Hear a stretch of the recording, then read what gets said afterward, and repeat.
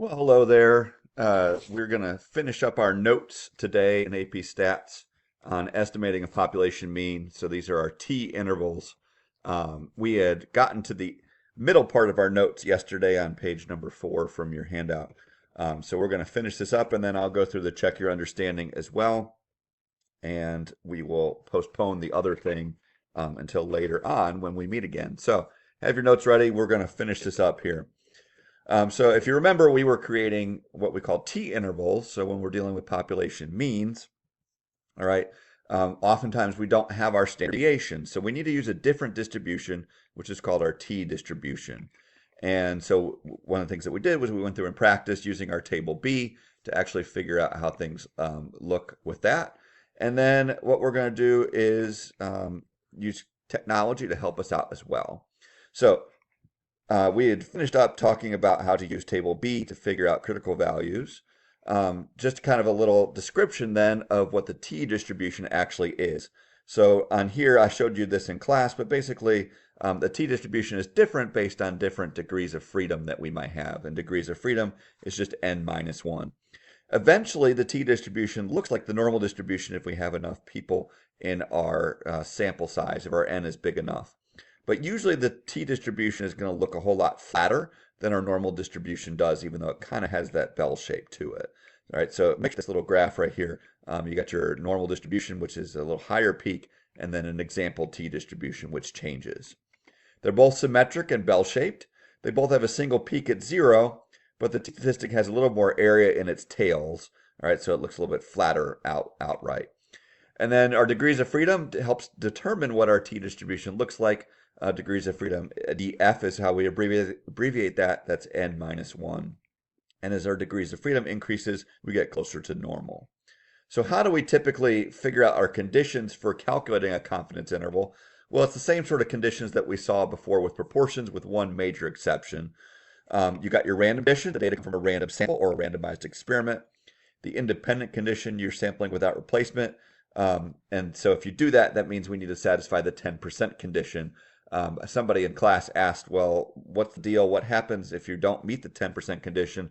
There's a whole new standard deviation formula that you would have to know in order to figure this out to adjust for that. We won't do that in this class. Most of the time, what you're dealing with, you're going to deal with sampling less than 10% of your population. So the condition that's a little bit different is what's called the normal condition or our large counts condition. We don't have n times p bigger or equal to 10 in this case. So we test for two things. Is your population distribution already normal, or is your sample size bigger than or equal to 30? That's the central limit theorem. However, if neither of those are met, we can still potentially use our normal condition and proceed with normal CDF, or really the TCDF, the T distribution, if certain things are met. So the T distribution procedures are what are called robust. That means that they're not strongly affected when the condition is violated, that we can still use them under most circumstances as long as we don't have major issues. And what are those major issues? If the data is not normal and the sample size is less than 15, we don't use T if there's major skewness or outliers. Okay. If the sample size is between 15 and 30, we're not going to use T if there's outliers or really, really strong skewness. If the data skewed a little bit, if T is less than 15, then we got to do something else. And there are plenty of other distributions that we can use to model the data that we have. Usually, if the sample size is between 15 and 30, as long as there aren't major outliers or skewness, we're going to go right ahead and plunge ahead with the T distribution. The formula that we saw before is x bar plus or minus T star times the standard deviation of the sample over squared n. We've seen this formula before. And so how can we affect this margin of error right here, the stuff after the plus or minus? Well, if we increase our sample size, we get a smaller margin of error because our denominator is bigger. All right, so that's a good thing. We're going to have a smaller interval, even though we have the same amount of confidence if we increase our sample size.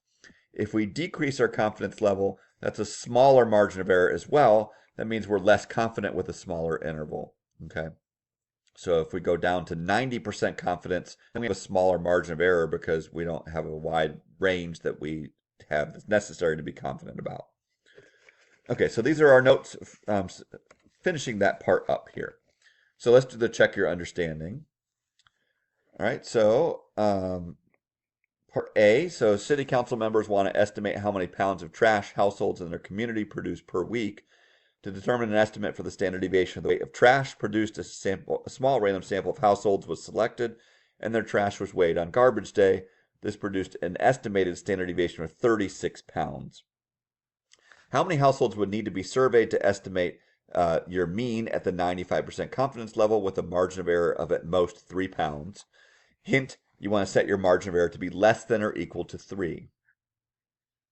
Okay, so our basic idea is we want our t star times s of x over square root of n to be, less than or equal to 3. Something got mixed up there. Can't correct it on here, but this should be less than or equal to 3. And so things that we know, if we don't know our value for our confidence level, okay, quick correction. I started to say confidence level, but if we don't know what our T star is, we're going to use our Z star. And if you remember, in this case, we have actually got an estimated standard deviation of 36 pounds. So Z is, we're good to go with that. So what we're going to use is we're going to use our 95% confidence level for Z. In this case, we don't know what our N is, so we're going to use our Z star here. So if you remember a while back, that number from before was 1.96. And we also know that we have a standard deviation of 36 pounds. So we're going to plug that in for SX. What we don't know is what our N is, and so that's what we're going to solve for. So this is just an algebra problem. We can talk about this in class, and I'm really kind of quickly going through this one because it wasn't what you were asked to do. But basically, when you solve for N, you get N is bigger or equal to 553.19. Or if we sample 554 people, we should get enough to make our margin of error be at most 3 pounds. Okay, now the part for what you were supposed to do last night. The city council realizes it would be too much work to weigh the garbage of that many households. So what they're going to do is they're going to select a random sample of 15 households, and we want to estimate the true mean weight within 3 pounds. And so here are their results. And just like the one from yesterday, what you want to do is actually plug these numbers into your calculator and use your calculator to help you figure out what's going on with your mean and standard deviation.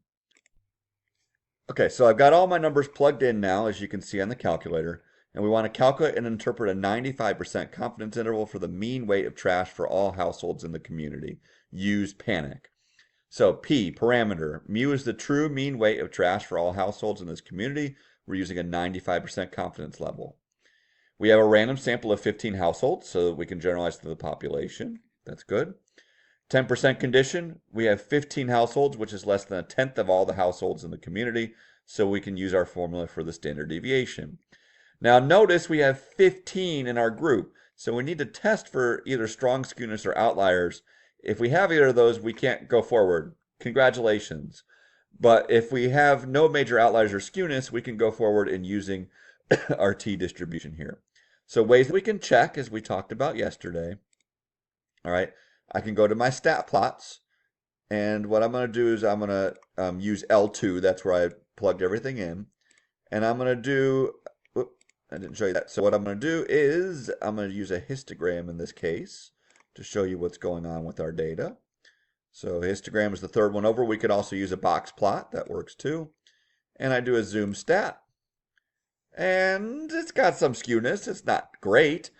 But if I were to go through, let's say, and do a box plot right here, and let's do a zoom stat on that, you'll see the box plot doesn't show any outliers at all and just a really slight skewness. And, oh, I'm sorry. I was wondering what was going on there. It reverted back to L1. That's kind of crazy. So, hold on. You get a live video here. So let's do the other thing. Okay, there we go. So here's the data that we actually have here for L2, is where I put all my stuff in. And you see there's no major skewness here or any outliers at all. Now if I were to go back and do the box plot, there we go. We'll do a zoom stat, and we see that there's no major skewness or outliers.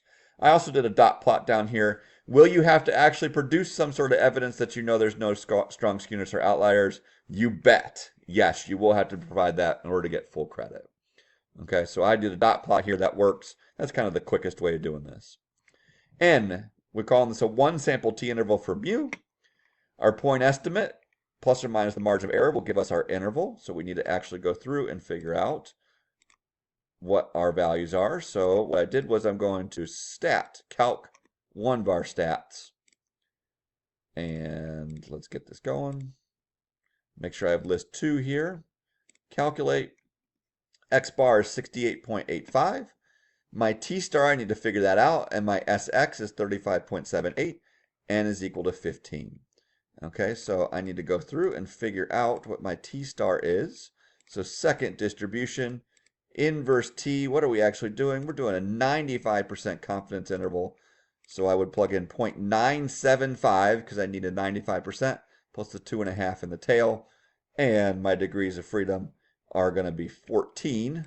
Why is that? Well, I have n equal to 15, and so we need to do n minus 1, which is 14 as our degrees of freedom. So my number that goes here is 2.145. I plug everything into my formula, and I get 49.03 to 88.66. Now, if you remember, I showed you yesterday that you can actually do this under your tests. So under stat, tests, t interval, if you got everything plugged in, which I do under my list 2, you can go under data and do a 95% confidence interval there. You can also just go under stats, and I can just say, all right, let's say I knew my mean was 68.85, my standard deviation was 35.78, and my n was 15. I can calculate it that way as well. And I end up with 49.036 to 88.66, so very close to the same answer. Conclusion, part C, we are 95% confident that the interval from 49.03 to 88.66 pounds contains the true mean for trash for all households in the community. All right, so we've covered it all, how to use your calculator to do this. Make sure that you're using your calculator to find some sort of a dot plot or a stem plot. You can do a box plot, you can do a histogram, all those things just to show that you don't have any major skewness or outliers. All right, we're going to hold off on the next one, which is the NFL problem, but please make sure you have these down in your notes. We will talk again about t intervals at another time. Have a great day.